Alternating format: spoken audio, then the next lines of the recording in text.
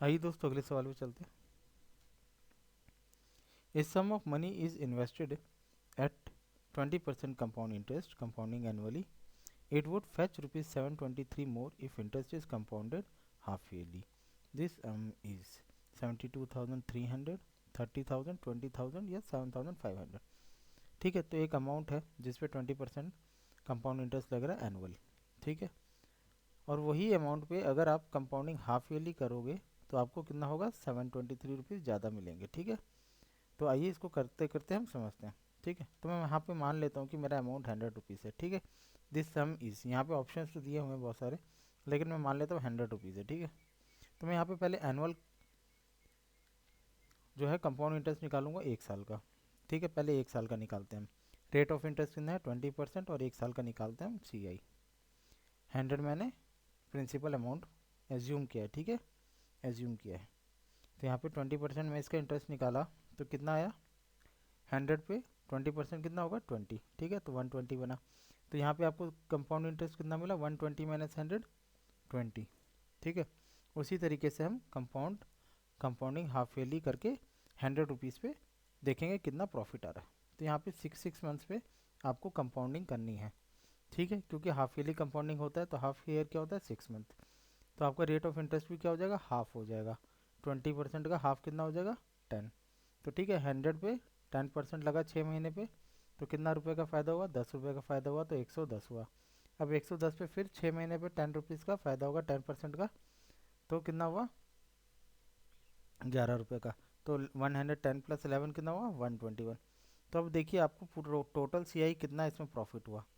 ठीक है, तो 121 माइनस 100, यहाँ पे आपका CI कितना हुआ 21, यहाँ पे आपका CI कितना था 20।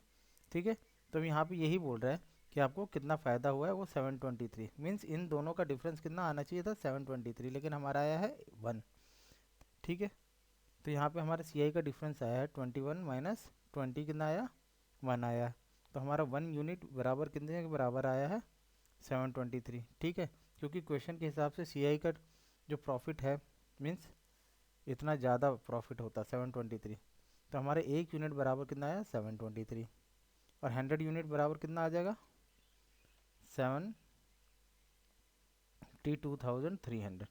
ठीक है, 100 यूनिट हमारा क्यों निकालना है, क्योंकि हमने एज्यूम किया है 100। अगर आप यहाँ पे कोई भी नंबर एज्यूम करते हैं आपको यहाँ पे वो यूनिट बराबर लानी है, तो वो यूनिट बराबर लाने के लिए आपको क्या करना पड़ेगा, जैसे 1 यूनिट आपने निकाल लिया तो इनटू आपको उतना करके यहाँ पे वही एज्यूम्ड नंबर आपको यहाँ पे लाना है। जैसे अगर मैंने 50 यूनिट्स मानी होती तो आपको यहाँ 50 यूनिट्स लानी होती। ठीक है, तो यहाँ पे हमारा 100 यूनिट बराबर 72,300, यही हमारा प्रिंसिपल अमाउंट है, ऑप्शन ए। ठीक है, ये तो एक मेथड हो गया। फॉर्मूले से भी देख लेते हैं। तो फॉर्मूला देखिए क्या कह रहा है, CI का डिफरेंस है तो दोनों CI का आपको अंतर निकाल देना है। तो CI half yearly minus CI yearly हमें दिया है 723। ठीक है, फेच मोर मतलब इन दोनों का अंतर। ठीक है, कंपाउंडिंग हाफ ईयरली और कंपाउंडिंग एनुअली का अंतर है 723। तो CI half yearly minus CI yearly, तो हाफ ईयरली का देखिए फॉर्मूला क्या है, P1+R/2/100 to the power of 2। ठीक है, 2 क्यों, क्योंकि 2 साइकिल्स होती है, और R/2 क्यों, क्योंकि रेट आधा आधा हो जाता है। ठीक है, annual rate of interest R है, माइनस P। ठीक है, तो ये CI half yearly minus principal आप कर लेंगे तो आपके पास क्या आ जाएगा, CI आ जाएगा। ठीक है, ये अमाउंट है, अमाउंट माइनस प्रिंसिपल करते हैं तो CI आता है। उसी तरीके से ईयरली का ये फॉर्मूला हो गया अमाउंट का, P1+R/100 माइनस P क्या है, प्रिंसिपल अमाउंट। ठीक है, अब ये देखिए आप जब ब्रैकेट खोल देंगे ना तो ये P से P कैंसिल हो जाएगा, तो आपके पास खाली ये बच जाएगा, half yearly amount minus yearly वाला अमाउंट। ठीक है, तो आप सीधे से अगर आप ये जनरलाइज कर लेंगे तो आपको एग्जाम में भी दिक्कत नहीं होगी, आपको इतना बड़ा लिखने की ज़रूरत नहीं पड़ेगी। ठीक है, तो आप यहाँ पे सीधे से वैल्यूज़ को डाल दीजिए। तो यहाँ पे 20 रेट है, 20 का हाफ कितना हो गया 10/100 टू दी अपॉन स्क्वायर। ठीक है, to the power of square, minus P1+, इस केस में रेट है 20/100। ठीक है, फर्दर इसको सिंप्लीफाई कर लें, 11/10 माइनस 6/5 हो जाएगा ये। ठीक है, ये आपका 21/5 हो गया यहाँ पे, ये 1/10 सॉल्व करेंगे तो 11/10, और ये आपका 6/5। यहाँ पे देखिए हमें डिफरेंस क्या दिया हुआ है 723। फेच मोर मतलब क्या होगा, ठीक है, फेच मोर मीन्स डिफरेंस दिया हुआ है सी आईज का दोनों का। बस यहाँ पे आप इसको एलसीएम लेके निकाल दीजिए, या तो आप थोड़ा सा सिंप्लीफाई कर लीजिए, जैसे मैंने यहाँ पे सिंप्लीफाई आपको कैसे करके बताया। यहाँ पे देखिए नीचे 10 है, तो यहाँ पे मैंने 10 बना दिया नीचे, ठीक है। कैसे, 2 से न्यूमरेटर को मल्टीप्लाई किया और डिनोमिनेटर को भी 2 से मल्टीप्लाई किया, तो 6 2 12 अपॉन 10, ठीक है।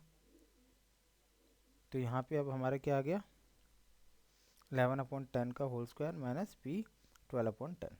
अब एलसीएम ले लीजिए, आपका एलसीएम 100 और यहाँ पे आपका 11 का स्क्वायर 121 माइनस, यहाँ पे जब एलसीएम आप लेंगे तो आपको यहाँ पे 120 पी आएगा, ठीक है। अब देख सकते हैं 1 P upon 100 is equal to 723 आएगा, ठीक है। 1 P upon 100 is equal to 723, तो पी आपका कितना आ जाएगा 72,300, ठीक है। तो यहाँ पे भी आप इसको 1/10 के फॉर्मेट में रख सकते थे, जैसे यहाँ पे 2 आप एक जीरो कैंसिल करके 2/10 के फॉर्मेट में रखते तो आपका ये 12/10 आ जाता है यहीं पे, ठीक है।